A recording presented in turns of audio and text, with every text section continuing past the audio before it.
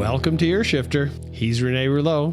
And he's Sean Capsick. And Sean, why are we doing this? Because we like talking about bands that we really enjoy, and we hope the listeners will either find a new band that they don't know already, or if they like the band, then they'll learn more about the band, or maybe learn a little bit more about the history around the band. Ooh, nice segue. All right. Yeah. So speaking of which, today's going to be a little bit different, right? So normally we sometimes do a deep dive on a certain band. If they don't have too many albums, we can go deeper. But if they have a ton of albums, like say Sparks, then we do a kind of a light touch. And maybe those hardcore fans are like, oh, okay, I learned a couple of things, but I knew everything else or something like that, right? But in this case, we are actually going to be doing a light touch on the band and kind of an intro Shoegaze 101 on the genre shoegazing, because we are going to be talking about My Bloody Valentine. Indeed. So before we actually even get into My Bloody Valentine and that kind of intro to the band, but not too heavy, let's talk about why are we even talking about them? Well, let's start with what were their influences, and then we're going to talk about how they influenced other bands. So in terms of... I think we're talking about them because they are a prototypical Rene band. I just have to start out by saying that they have a mystique. They are kind of obtuse, long periods of inactivity, and very highly acclaimed. And also not, we'll talk about this more. Also, not lyric focused, right? Like more about the feels. A lot of feels. A lot of feels in this music. Yep. Get ready. Yeah, get ready. And we will talk about lyrics and what that means later. But let's just talk about who influenced them. How did they get to where they got to? So do you have any thoughts about what bands influenced their music first? Well, the feedback certainly is great. They really enjoy feedback, and there's been so many bands that we like that have a lot of feedback. So, such as? Who have we done on the show? Jesus and the Murky Rain. I mean, we haven't done them on the show, but we sure as hell love them, right? Like, we've seen them twice, and we promised the first time we wouldn't see them the second time, and we did. Yes, and we did. We forgave them. Forgiveness is a very good thing. Yeah, longer story, but basically they were kind of jerks on stage, and they actually assaulted somebody in the fandom, so to speak, and they actually had to come back because they were charged. They had to come back for court trial. And 30 years later, they're still jerks, but they didn't have enough energy to move to do any assaults. So anyway, we do love the music. We actually do love the music very much. Also, My Bloody Valentine was influenced by The Birthday Party, The Cramps, which I know we've seen together. The Cramps. Also influenced by a little band called Dinosaur Jr.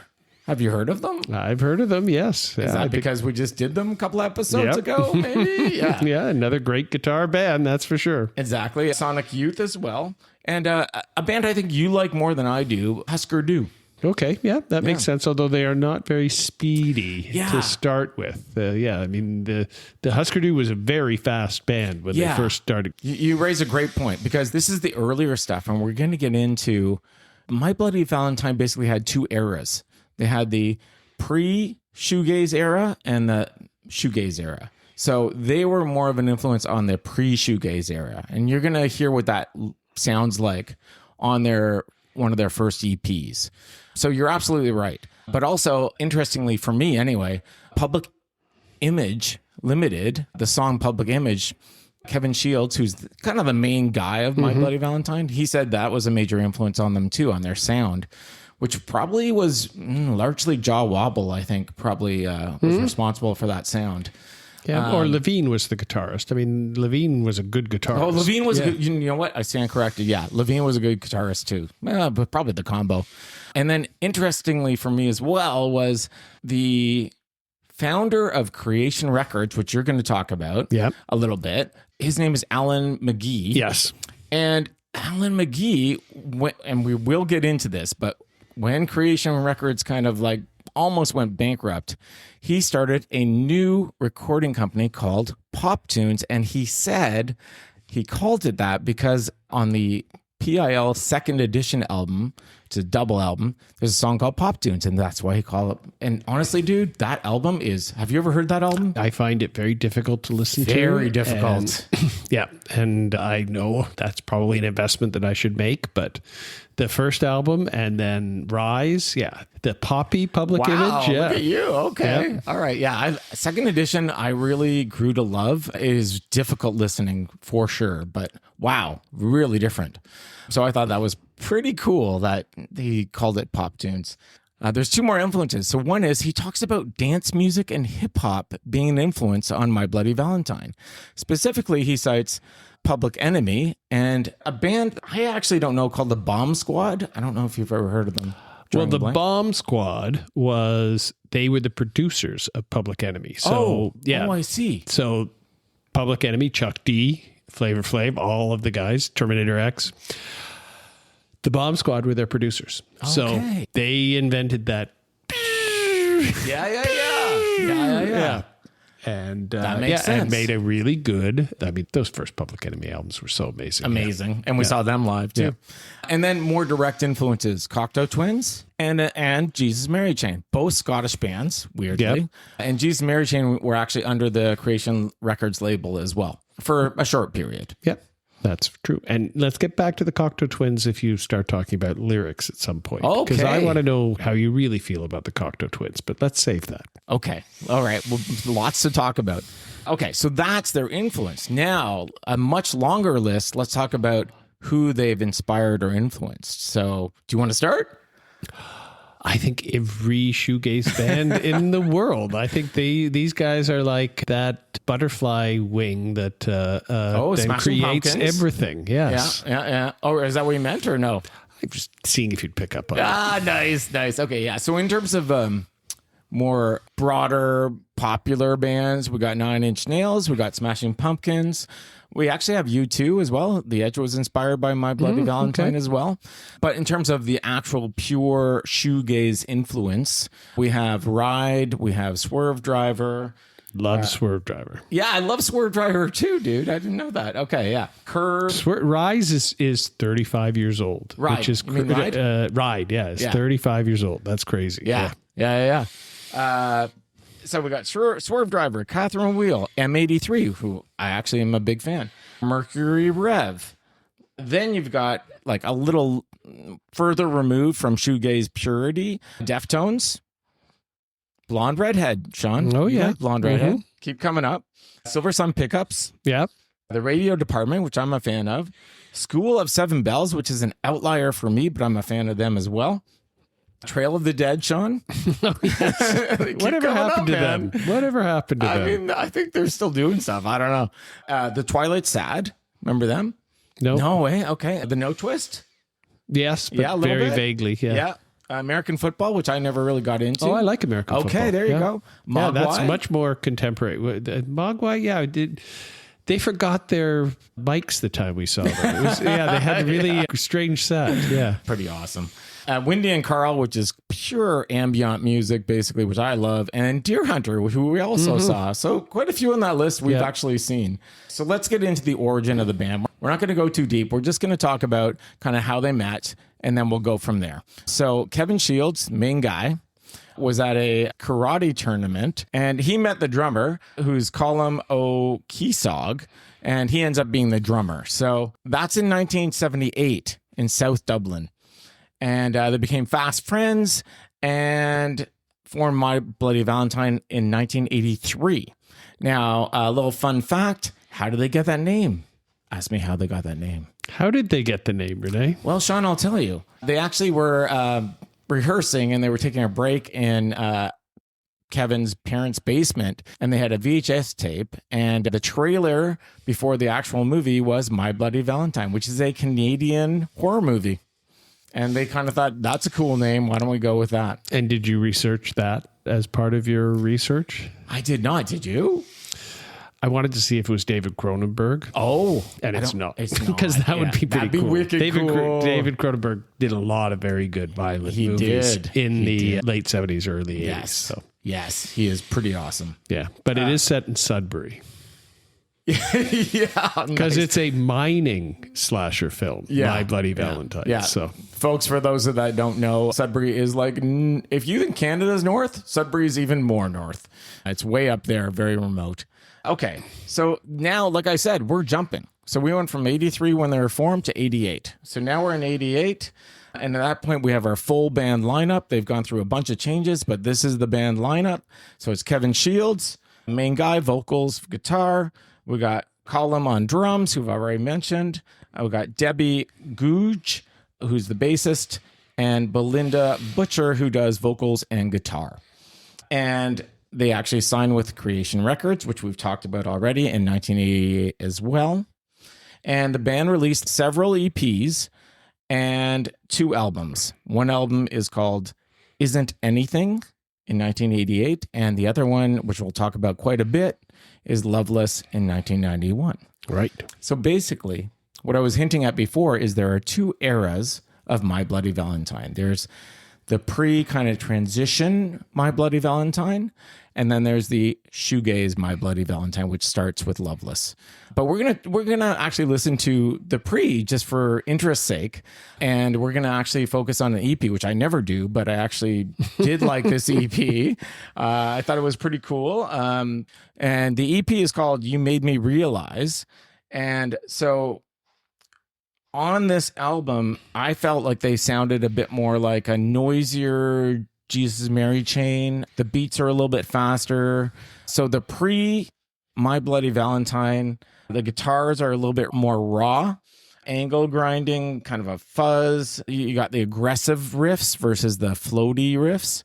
Your vocals are actually way more upfront than the shoegaze My Bloody Valentine. Way more upfront, clearer, faster again. Yeah. And is this Kevin singing at this point, or this is before he took over the full vocal duties? I think predominantly it's Kevin singing. I think on Isn't Anything, it's kind of mixed, much like Loveless, where it's almost half and half. But I think he is leaning in a little bit more.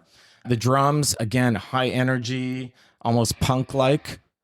And the vibe overall is just a little bit more violent, almost chaotic, and just fast or faster. And that's not, guys, don't come at me. Like, I know Isn't Anything has a lot of slow ones too, but overall it's just faster, and the vocals are way more up front, which you'd think would be more interesting, but we'll get into it, but I think actually Loveless is way more unique. But having said all of that, let's listen to a song clip from You Made Me Realize. Let's listen to the title track. Okay.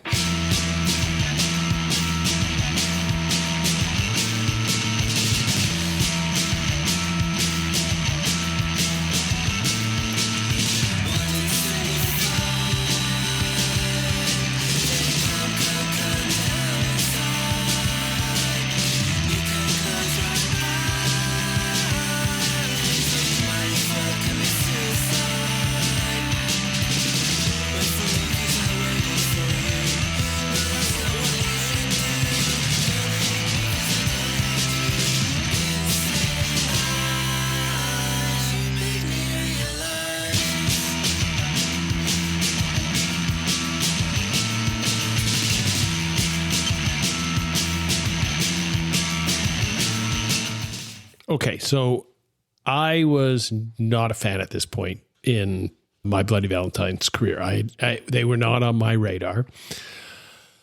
The comparisons to The Birthday Party, who I was a fan of at that time, they're a little bit softer. They are not as hard, and the vocals don't hit as hard as Nick Cave's vocals. They were a little less aggressive, but the syncopation, the aggressive drumming, yes, the drumming's pretty cool.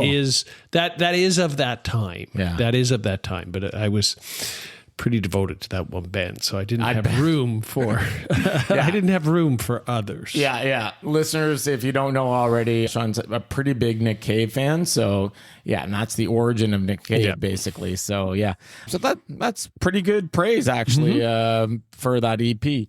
And the success of that EP, it actually did all right. And on the heels of that, they released their full-length studio album, Isn't Anything. And Isn't Anything was considered a major success in Great Britain not in North America, No. unheard of, but it peaked at number 1 on the UK indie charts, which is kind of impressive. And interestingly, actually, this was from Pitchfork. In 2002, Pitchfork did a top 100 albums of the 80s, and Isn't Anything hit 22. But again, for me... And that was because the next one was in the 90s. That's right, exactly. But a little surprising. And, again, didn't do much over in North America, but even Loveless didn't do huge over here either, right? No. And we will talk about that more, but Isn't Anything didn't really, guys, don't come at me, but like it didn't hit me. I thought about this and I think they're literally in transition. So they're no longer this punky band, but they're not yet the My Bloody Valentine that we all love. So they're just figuring shit out. And as a result, I kind of just it didn't really grab me. The vocals are being pulled back a little bit, but they're still pretty upfront, and it just didn't really make it interesting for me, basically. What about you? Did you have a chance to listen to it or not so much? I listened to it again, and you can tell that the band is very creative. The songs are different. There's a lot of interesting ideas in the songs, and although, again, I was not a fan back at the time, re-listening to it, it was like, wow, yeah, these guys are interesting. They definitely had potential. That you could hear the creativity that is about to come. Yeah, it's perfect. Yeah, exactly. And so in 1989, My Bloody Valentine started recording their second studio album, which is Loveless, which is their basically magnum opus? Yeah, yes. It's basically that. But this album took 2 years to make, went through 19 studios, which is unheard of. Most bands, 1, maybe 2 studios, right? Like... Yeah, if they're lucky. Yeah. If they're lucky. Yeah. So 19 studios. Live off the floor. Release it. Yeah. Just release it from the sound man's cassette. Yeah, exactly. Or car seat headrest in your car. Yeah. The band took a long time to record this. They actually went through several engineers, but the one engineer I kind of want to highlight is Alan Moulder. Do you remember, or do you know the name Alan Moulder? No. Okay, Alan Moulder actually has done The Killers. Alan Moulder has done Death Cab for Cutie, Foo Fighters, Nine Inch Nails, and actually married. Now, I don't think either of us are a fan of Curve specifically, but married one of the members of Curve. Yeah, I think they were. They were all right. Yeah, for sure. They were of the time. Yeah, they were definitely part of that whole scene. Exactly. That My Bloody Valentine created. That's exactly right. And Alan Moulder also worked with Beach House, which is one of my all-time favorite bands, and a little band called The Joy Formidable. Ah, way back, interesting. episode 3, season 1. Also Swerve Driver, which we both like, and Interpol, which I think we both like. Okay, so Loveless, finally released in 1991. Rumored to have cost more than £250,000, which in today's dollars is about £500,000, which in, I don't know, Canadian American dollars is like $1 million, basically, something like that. I think you're inflating it, but yes, Let's a dramatize sizable sum of money. Yeah, and basically bankrupted Creation Records. Both of these claims, I don't think is true. Kevin can deny it, but let's come back to Creation Records a little bit more. Okay, you keep going. Okay, all right. Okay, so album obviously got major acclaim, but again, the album doesn't really get commercial success at the time.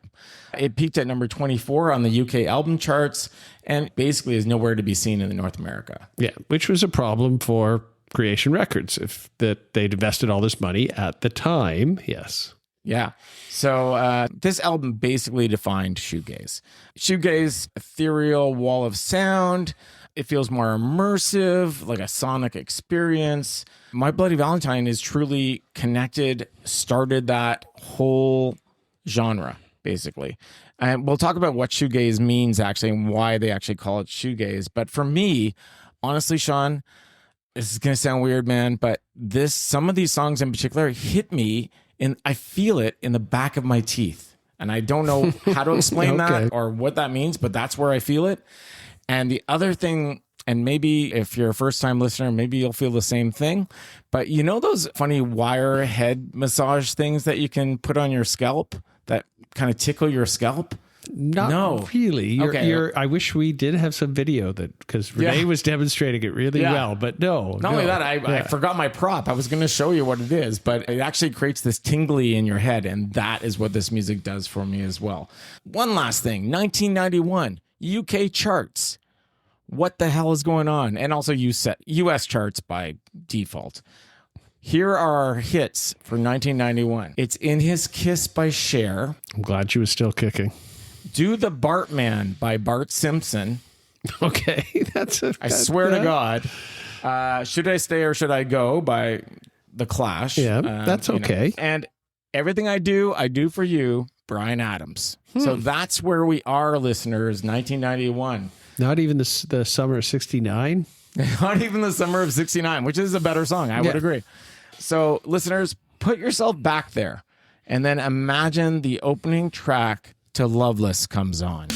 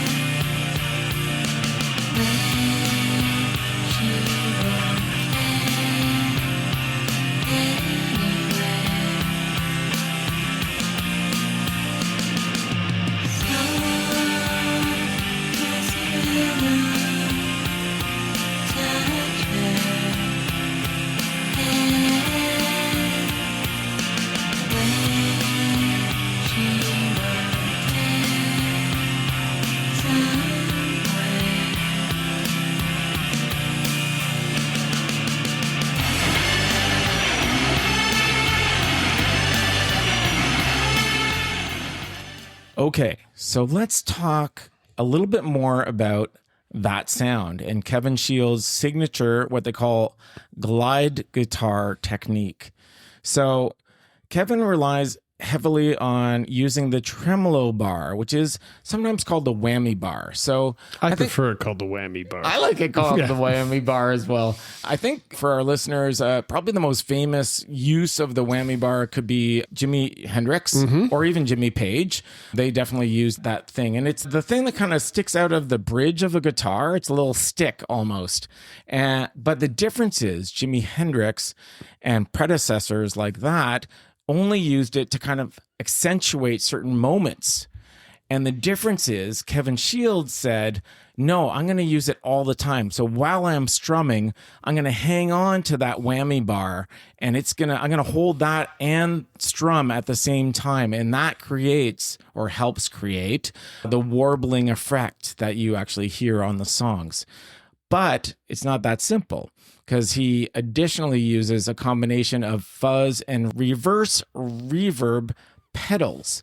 So he's manipulating that tremolo bar, strumming, holding on to it, and he's also hitting these guitar pedals. And I'm like, yeah, I see those guitar pedals. And like Johnny Greenwood has like 10 of them in front of him, and he keeps hitting different ones, and I don't understand what's going on. It's really cool, but what's the deal with guitar pedals? So it turns out there are hundreds of guitar pedals. And if you think of it this way, your electric guitar without a guitar pedal creates a clean kind of raw signal. But when you plug it into a pedal, that signal flows through component like resistors and capacitors and other sciencey things that sculpt the sound before it reaches the amplifier, right? So the origin of the term shoegazer comes from the fact that they're always looking at these damn foot pedals, because they're constantly switching their foot pedals, and so they're always looking at the ground. And also, one could argue they wanted the music to do the talking. And so they didn't look up much. So, Or maybe they wanted to make sure their resistors are okay. Can you go through that again? What are the electrical components that have to go through? I didn't even mention transistors because I didn't want to overwhelm our listener. But yeah, so that's Rene is sweating at this point, yeah, listeners. I'm like, wow, this is a mouthful. Yeah. No, so that's where shoegazing came from.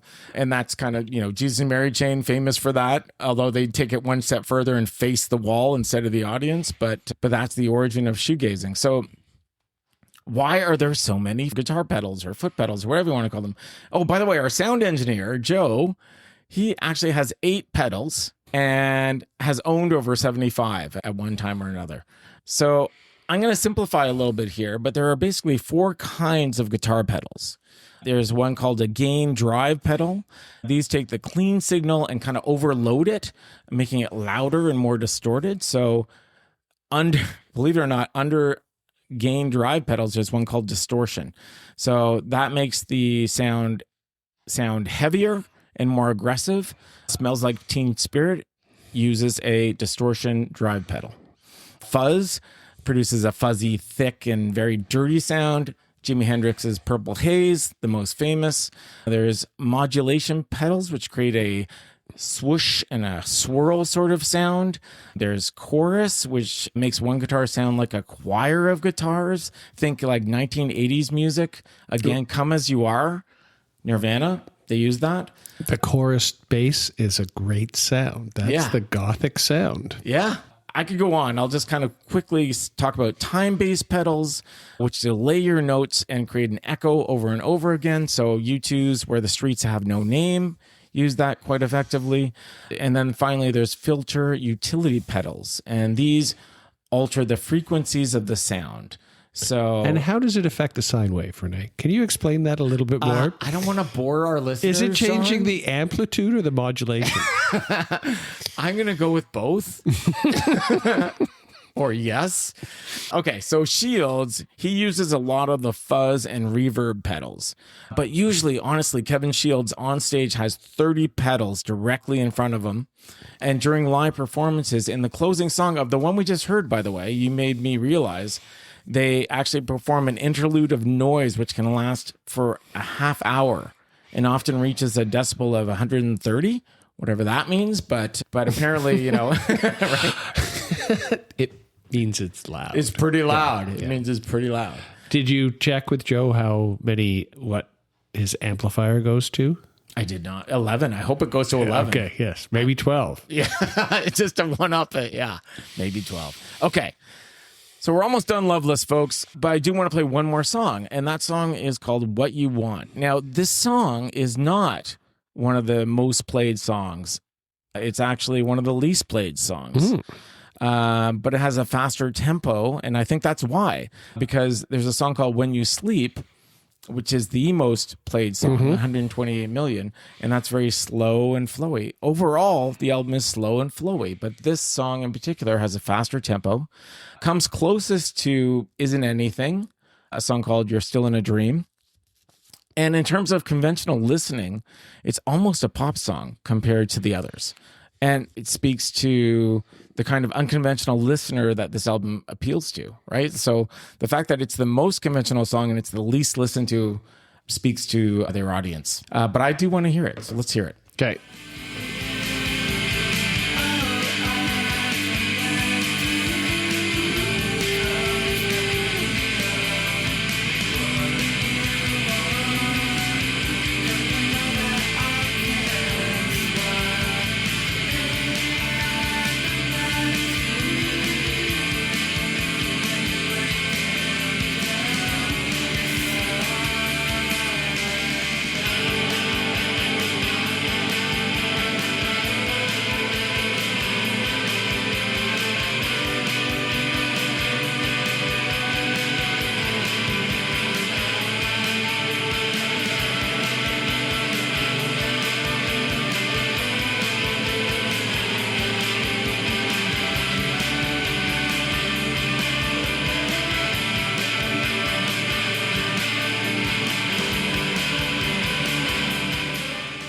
So honestly, Sean, this is a no skip album for me. So I love that song as much as all the other ones, but that pretty much completes this album. So then they are signed to Island Records, but do you want to? Yeah, let's talk about Creation Records a little bit more, because I think you're giving Creation a little bit of short shift in terms of how important Creation Records was in the whole UK scene. So, when we did our Dinosaur Jr. guitar, we talked about SST Records, and we've talked about other independent American record labels. But Creation was with Rough Trade and Glass Records, really did start a whole genre in terms of bands that were there. And you've gone through a lot of the bands that were there, but you've left off a couple really important ones. The first Momus albums were on L Records. But Momus, Poison Boyfriend, Tender Pervert, Don't Stop the Night, Hippopotamus, which might have also really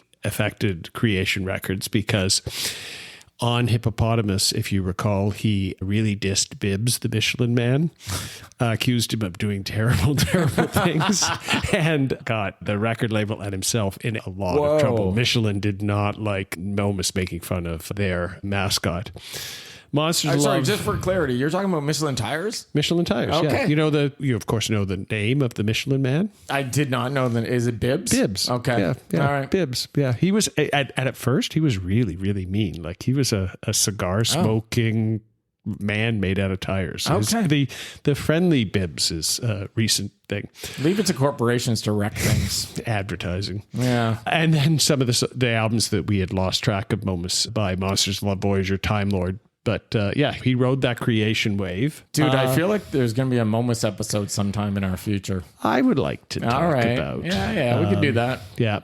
Max Eider, who was in the Jazz Butcher. Oh, yes, I did see that. I read that and I thought of you. And the Jazz Butcher was his first singles. He was on Glass for his seminal albums, but he started on Creation, was a friend of Alan. But there's Velvet Crush. There's a whole bunch. Shonen Knife. Shonen Knife. Yeah. And again, these may have been the UK pressings. Sugar. Pressings, yeah. But there's a band. Let me look. They've got two brothers in them. That does not narrow it down anymore. You like them. They're not as good as Blur. Oh, Oasis. Yes, their that's first right. two albums. Yes. And true. So Creation, he wasn't bankrupt. He'd sold half of Creation to Sony. Yeah. And then he, the genius, he could see talent from a mile away, picked Oasis, and then he was allowed to do a whole bunch of more interesting things. So I think between My Bloody Valentine establishing and the other Shoegaze band establishing his genius, he got to then really get paid for finding Oasis. So yeah, Creation Records, and there's a great movie on Creation Records called Upside Down. Ooh. That has all of these bands being interviewed. There's a lot about Primal Screen, who also kind of didn't sell as well as maybe Creation wanted them to, and invested a lot of money. But yeah, it's pretty cool in terms of, it's a great movie to watch. I highly recommend it. I'd love to watch that movie, actually. That sounds really good. And I did gloss over that stuff because I was trying to not go too deep, but I completely appreciate Creation Records. I do remember reading Jazz Butcher and Oasis. Yeah, so good on them. And also the fact they didn't really go bankrupt because he was bought out by Sony. So yeah, I think he may not have the same villa in France that Robert Smith has, but I think he's doing okay. He's doing all right. Nice. Okay, but let's go forward to Island Records. So now they're with Island Records and they're working on their next album, right? Their third album. But they are having troubles. And there are lots of problems, including rumors of writer's block. And eventually two of the members leave in, I think, 95. And then a third one leaves in 97, which only leaves one, right? Yeah. So in 1998, Shields isolated himself and, in his own words, went crazy, quotation marks, which, of course, drew comparisons in the music press to Brian Wilson of the Beach Boys, who he was a fan of, by the way, Yep. and he actually went and attended Brian Wilson's Smile tour several times. And, of course, Sid Barrett of Pink Floyd, who I love. Or that guy from over the airplane. Oh, Jeff Magna. Yeah, they didn't actually. It's funny. They didn't mention that, but should have. I'm thinking, again, this is totally your jam. Jeff Mangum, yeah. He's like Neutral Milk seminal Hotel. records by a guy who withdraws from the public. Yeah, What's that say about me? Yeah, that you like good music. Okay, I like that. I'll take that and run. Okay, so what he ends up doing, actually, and you just mentioned it, is he becomes a touring member of Primal Scream. He collaborated with other artists too, Sean, that we like Yola Tango. And he played on the 97, what's the Dinosaur Jr. album called, right? Like he exactly. And the provided backup vocals. Like that's a pretty cool, it's not one of the records. It's the last record before the split. And listeners, listen to our Dinosaur Jr. episode. All about the split. And the 97 record, which was the last one before the hiatus. That was the last one that Jay did before he said, I'm putting this thing away. So pretty cool. Yeah, very cool. And then he also did the soundtrack to a movie called Lost in Translation, which was a pretty damn good soundtrack, I might add. And if we're going collaborations now in not the 90s, in the 2000s, in the aughts, he provided guitar for Patti Smith's poem Ode, like Opus, her long hour poem to Robert Mapplethorpe. Wow, that's very cool. Yeah, very cool. And that's on streaming service. You can listen to it. She reads. It's an Odyssey. It's a type poem about Mapplethorpe becoming a sailor. And I haven't listened to it all. It's a long thing, but she speaks about it in her last book, which was so great. I mean, and it's nice just to hear her voice. Yeah, nice. Okay, so he's done all this stuff, and again, we're glossing over. So we have gone from 98 to 2008. And so in 2008, 2009, the band reunites and do a world tour. And then they dedicate some time to that third album finally. And that third album is called, very simply, MBV.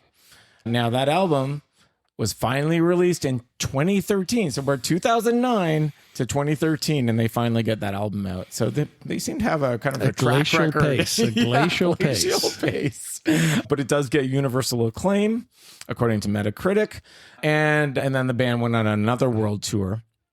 So on the MBV album, we're going to listen to a song called Only Tomorrow. It's the most played song on that album, and it very much feels like a great B-side of Loveless in the best possible way. So let's give a listen to that.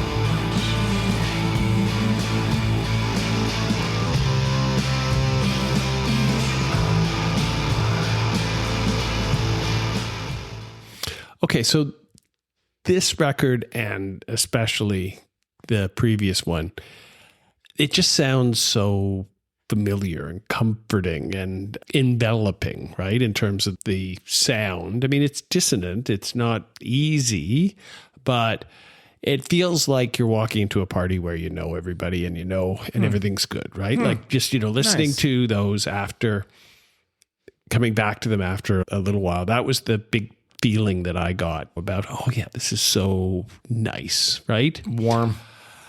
But I think that song, especially in terms of the absence of lyrics, the using your voice as an instrument, Belinda Butcher, is a great, but it does remind me, you talked about who they were influenced by. The Cocteau Twins were almost orchestral and precise in their music, right? That agreed. That it was so clean, but Elizabeth Guthrie, I think that's her name. I think so. Her vocal stylings was very similar.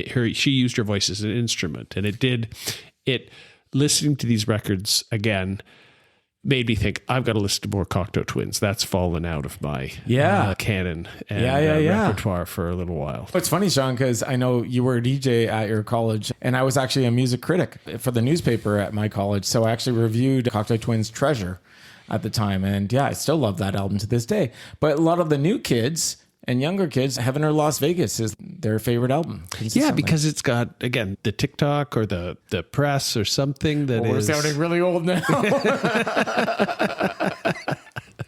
The songs are they're so catchy, and the Cocteau Twins were they're played on Muzak, and I'm like, this is the best thing ever. Right when Stingray first started out, they must have got copyright to that. And I'm like, this is the best ever. Can we just stay here and have another dessert? I don't like dessert. I just want to listen to that. It's great music. It is great music, absolutely. And it's interesting that you say that, because literally what I was going to say next was Shields intended the vocals to be used like an instrument. And critics have often described the band's vocals as androgynous. And this is interesting too, because if you actually look at the shoegaze kind of movement overall, a lot of the bands have female members in them, more than most rock bands in quotes, right? And even if there was a male singer, the sound, they use echoiness and stuff to make it sound androgynous. And I have a funny story, actually, because Chloe and I were in the car. My daughter, she's 25. We're listening to Silver Sun Pickups, Lazy Eye. Mm-hmm. Oh, great song. Yeah. Great song. Female singer? I think there's a female and a male in the Dude, you are band, so and good. they take turns, but it is hard to figure out, because I've often had, I think I may have had that conversation in the car myself.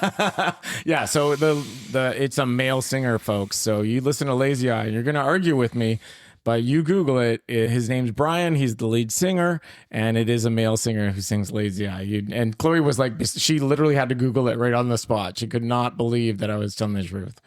So another thing about the singing, the style and stuff, and this kind of felt, Sean, like a PR spin to me, but I still the story. So apparently during recording of Isn't Anything and Loveless, Butcher was sometimes purposely woken up from a sleep and then would record the vocals, because if it took 3 or 4 years, she must have been sleeping at some point during that recording. You're not sleeping. Kevin could have been up that whole time, but she was sleeping. Yeah. So you see where this is going. So it sounds more dreamy and sleepy, right? So PR story, probably, but good one. And lyrically, okay, so I have something to say about this. Okay. And then maybe you do too. No, I don't. Okay, all right. I don't know the lyrics at all. All right. Okay, so honestly, I read it. I'm like, okay, lyrically, come on, give it to me. What's going on? So they seem fully conflicted. And I don't mean the lyrics are conflicted. I mean the band members are conflicted in terms of the role of lyrics. So Butcher has said the lyrics are often, and I quote, plain nonsense. But Shields is quoted and goes on for some time on how important lyrics are, and that they spent more time on the lyrics than the music is what he actually says. So not sure where to head out on that, but of note, there are no lyrics on Spotify. So let's just leave it there, because honestly, I don't even know what to do with that. It's hard to fit in your voice as a instrument. Maybe that's why it takes so long. Right? I don't know. At least Cocteau Twins didn't really pretend, like they barely, and another band, Sigur Rós, they would literally just go, oh no, it was just Icelandia. No, Hopelandia is the language that they would use, because they would use their voice as an instrument, and they wouldn't even pretend it was words. No, there's a lot of words in the Cocteau Twins, and they're put together not in sentences, but in ways that make you feel what she is trying to come across. You're right, but yes. Does it make sense? Pearly dewdrops drop. Feathers. What's after the yes, they totally make sense. Okay. All right. Oh man, now I really have to listen to the Cocteau Twins. All right. Maybe we'll do it right after this record. Okay. There are 2 other songs I want to flag on this album.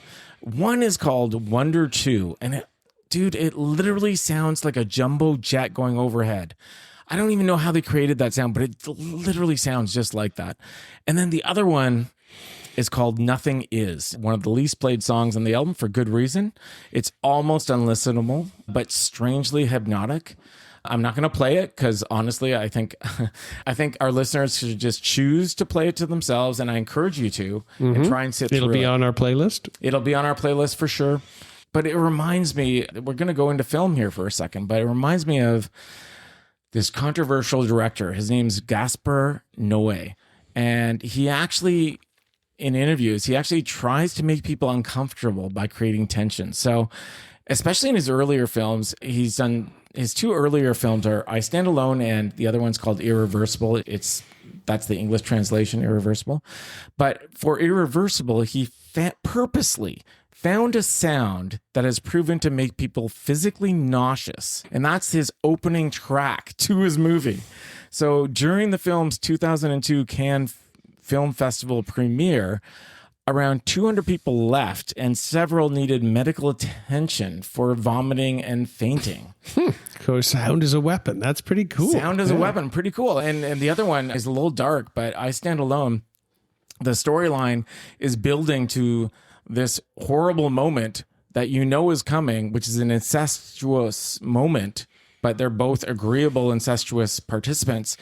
And what he does in the theater is he does a countdown. He basically implies, you know what's going to happen next. You have 30 seconds to leave the theater. And he does a fucking countdown. He goes 30, 29, 20, and you stay. And you're like, why am I staying? He's told me to leave. And just amazing. So I actually feel like that song, Nothing Is doing that same sort of thing. And I think that's so cool and powerful.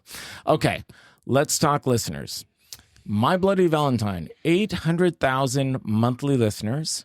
But Great Britain has approximately the same amount of monthly listeners as all of Canada and the US combined. So this is why we talk about Ear Shifter, we talk about overlooked and underplayed. And maybe, hey, Great Britain, you guys are just awesome and you're way ahead of us and all that shit. But over here, not so much. So that's why both of us feel that they're overlooked and underplayed. So, Rene, I know these guys are an Ear Shifter band, but what made you want to talk about them now? Yeah, well, it's so interesting because my Insta feed started filling up with live footage of MBV playing, and everyone's consistent comment was, it's so loud, or they'd say, I've never been to a louder concert in my life, but they all meant it with praise because they were just blown away. It's like, I can't feel anything. It was really wild, and they just kept showing up in my feed, and I was like, oh man, those guys. So unfortunately, they did just close up that tour. It was mainly in Europe. Well, at their glacial pace, we'll have another album by the end of the decade, and maybe we can look forward to them touring back to Toronto in 2030. Yeah, fingers crossed. And if you want to come back sooner, that'd be great. Yeah, yes, please. The last thing I want to do, because it's important, I want to do a shout out to our guy, Alan Cross, because Alan Cross, really our favorite music podcast besides ours. Yep. It's called The Ongoing History of New Music that he hosts, and he did a whole episode on Shoegaze. So I did pull some stuff from there, and also he's helped us in terms of getting this podcast started. He actually answered our questions. Kind of one of our heroes, at least He a is podcast hero. And I loved him when he was on the radio. That's Me too, for man. sure. Me too. Okay, so do we even need to go into why is this an Ear Shifter band? Because I think the whole episode was about that. Give me a hint. Give the listeners who are now want to talk about, I heard this great Ear Shifter band. This is why they are. Well, they single-handedly started a whole genre. Simple as that. That's pretty good. I think that's as far as we need to go. There's nothing more to say on that one, man. Okay, so what are we going to hear next time, Sean? I want to play a guy who refers to himself as a bluesologist. But don't get scared, Rene, because I know you love the blues. But others refer to him as the godfather of rap. Whoa, that's cool. I want to remember him on the 15th anniversary of his death. And one of his singles, his early singles, is featured prominently in the movie One Battle After Another. So I think that's good to reminisce. And think about how cool his original band member, Brian Jackson, is teaming up with Mos Def, Yaslin Bey, for a world premiere live celebration of his entire catalog in all places, Sydney and Melbourne in Australia. Wow. This is coming up? This is coming up. Oh, wow. That's cool. Yeah. Very cool. Okay. I look forward to that. So until next time. Until next time. See ya. We hope you enjoyed this episode of Ear Shifter. Tune in next time where we'll cover another band that deserves more. You can find Ear Shifter on Instagram, Facebook, and TikTok. Friend us or listen to our playlists on Spotify and visit earshifter.com for more information. Special thanks go to our logo designer, Stuart Thursby, and our intro-outro music by Joe Novak. You can find him as Bye Bye Badman, one word, on SoundCloud. And a big shout out to Joe for being our awesome sound engineer / editor. Until next time.